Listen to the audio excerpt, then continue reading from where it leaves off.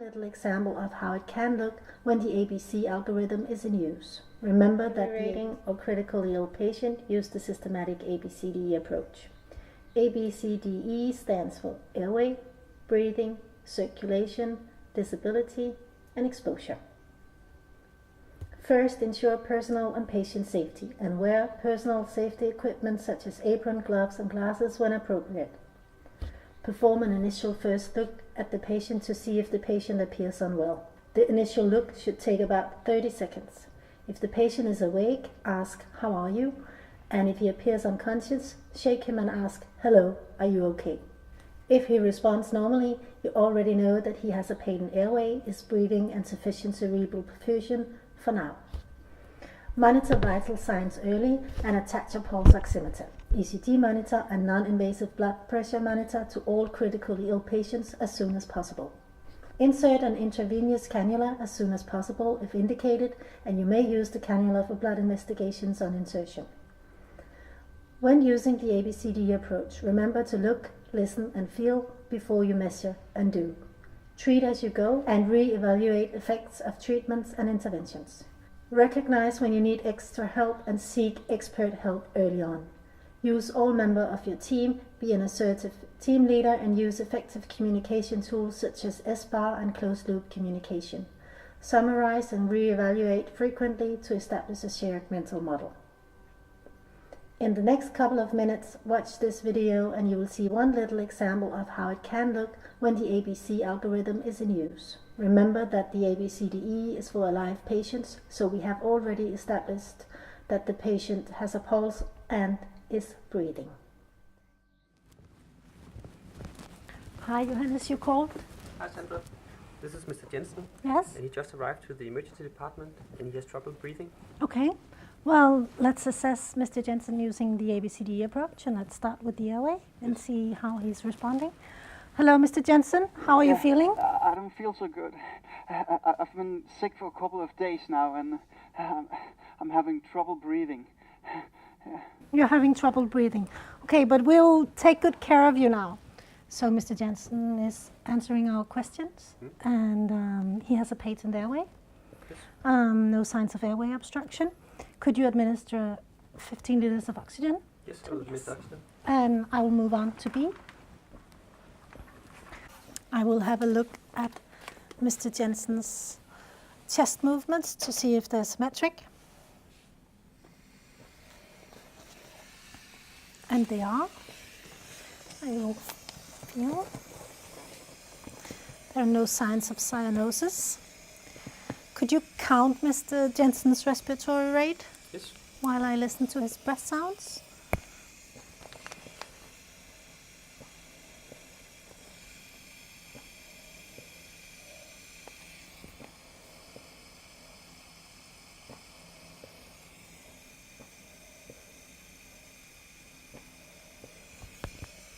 And the respiratory rate? It's 24. Okay. Maybe since he's having trouble breathing, we should sit Mr. Jensen up. Yes. Can you do that?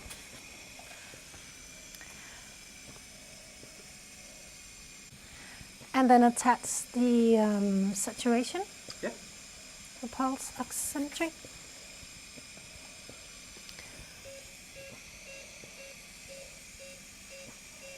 So Mr. Jensen complains of having trouble breathing. He has a saturation of 90-91 and a bit fast respiratory rate. Yes. So maybe we should do an arterial blood gas as well.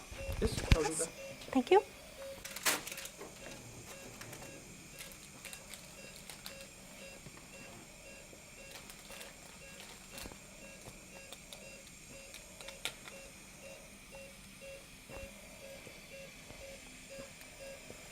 Thank you. And then we can move on to C.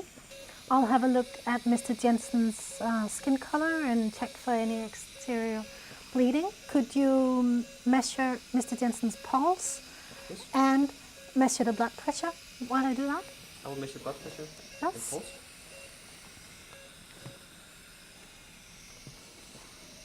And he's not pale and there's no signs of bleeding.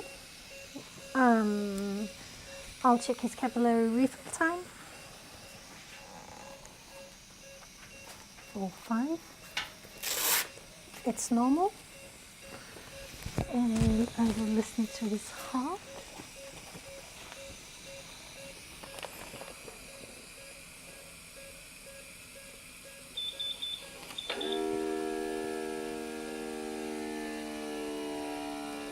Could you attach the ECG as well?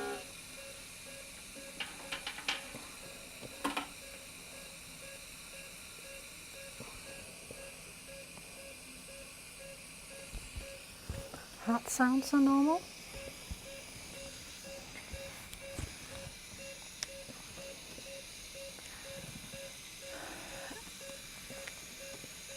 And Mr. Jensen has a blood pressure of 96/64, so he's a little bit hypotensive and his pulse is 116. So could you insert one large IV cannula and hang up 1 liter of saline? Yes, I will do that. Yes, thank you. And while you do that, I am going to move on to D. Let's check Mr. Jensen's pupils. Yes.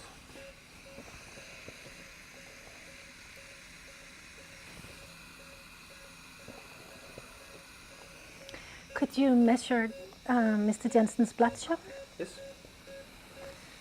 Mr. Jensen, can you move your arms and legs for me? And he's moving. That was D. Let's move on to E and have a good look at Mr. Jensen and see if we've missed anything, if there's any rashes or edemas. And there is not. So we've assessed Mr. Jensen using the Abcde approach. He came in having trouble breathing. He was a bit tachycardic and somewhat hypotensive. And now his heart rate is down to 90. His saturation is up to 96.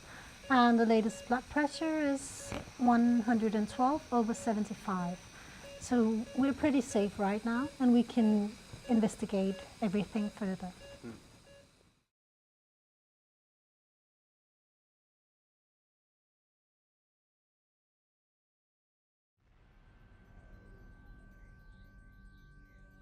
When assessing patients' airways, remember that airway obstruction is an emergency.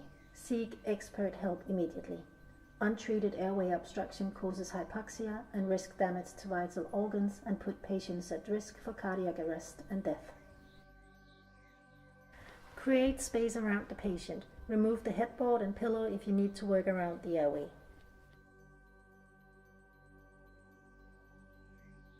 If any visible vomit, blood or saliva is present, use a wide-bore rigid socket to remove liquid from the upper airway.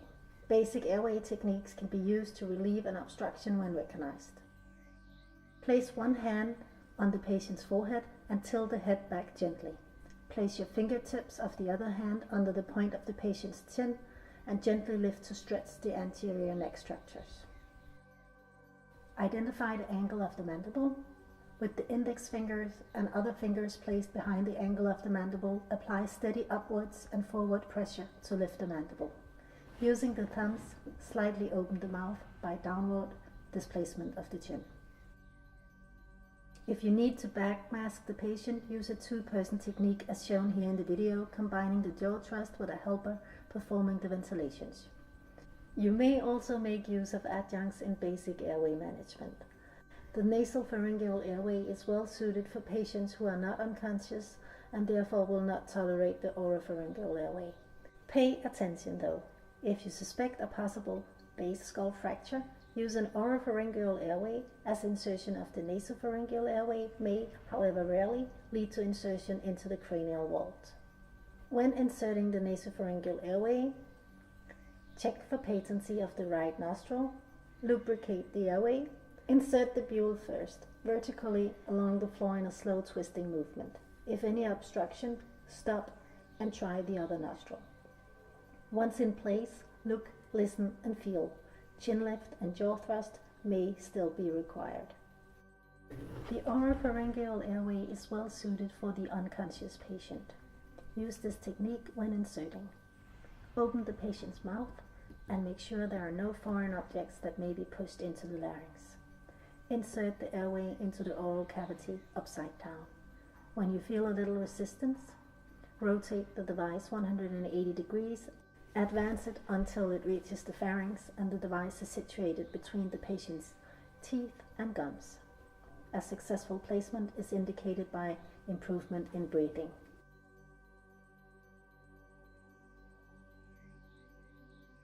Remember, a jaw thrust, head tilt and/or chin lift may still be needed.